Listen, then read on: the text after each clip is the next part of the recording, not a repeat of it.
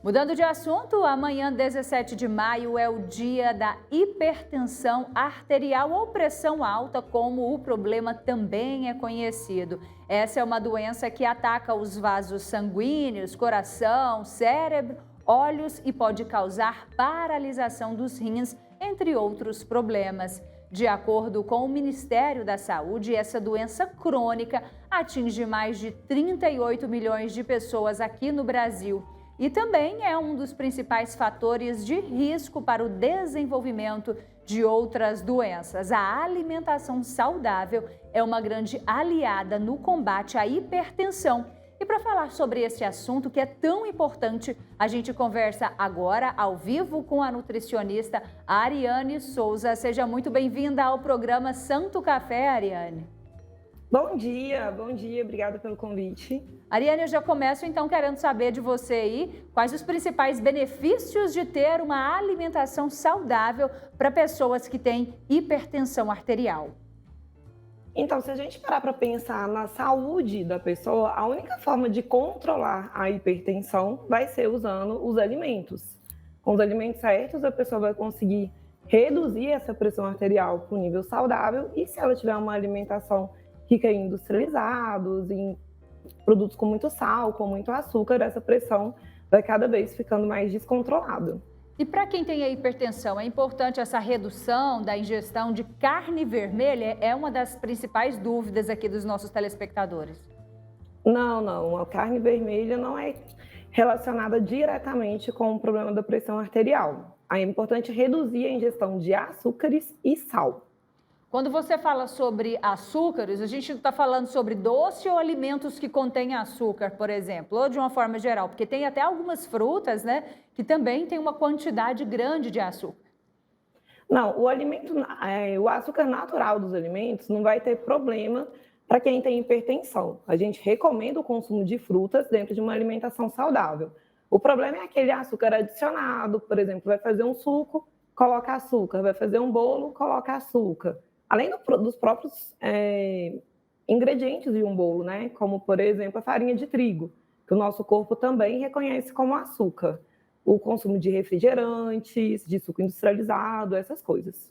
Certo, e quando a gente fala nessa questão do açúcar, é possível a gente optar por outros açúcares mais saudáveis? Porque hoje no mercado a gente vê que tem várias, eu não sei se seria marcas, não é marcas, né? Mas vários tipos, seria isso mesmo, vários tipos de açúcar. Qual que é o mais indicado ou menos ruim?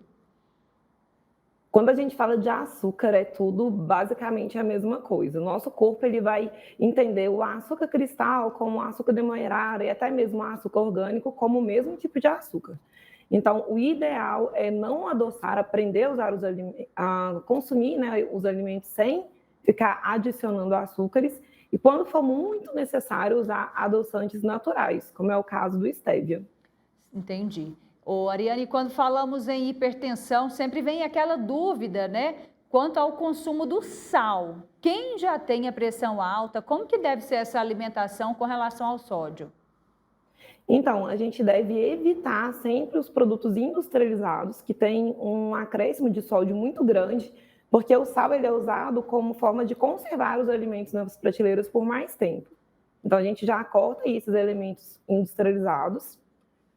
E também evitar de ficar acrescentando grandes quantidades de sal. Uma dica que a gente dá é não deixar o saleiro na mesa, por exemplo. Evitar de comer saladas com muito acréscimo de sal, preferir temperos mais naturais, como é o caso dos temperos desidratados, como a salsinha, o orégano, páprica, esses temperos todos estão liberados.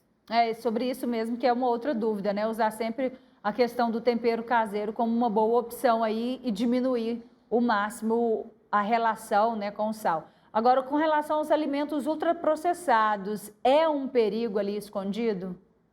Sim, com certeza, porque o principal conservante desses alimentos é o sal. E como saber quais alimentos podem ou não ser consumidos, quais alimentos que têm um maior nível, um maior teor ali de sal? Na embalagem a gente consegue ter essas informações? Na tabela nutricional, no verso, você vai ver, sim, escrito lá a quantidade de sal. E também, se ele é industrializado, ele já tende a ter mais sal. Alimentos como, por exemplo, o palmito, a azeitona, que são alimentos em conserva, eles têm mais sal que o normal, e também os embutidos.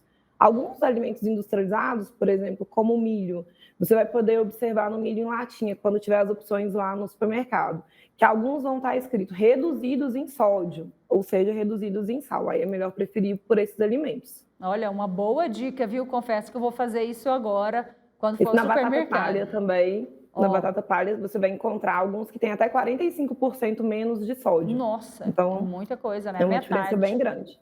Tem E, que ler os rótulos. Ariane, com relação ao consumo do leite, nesse caso para hipertensos, ele é um vilão ou pode ser consumido?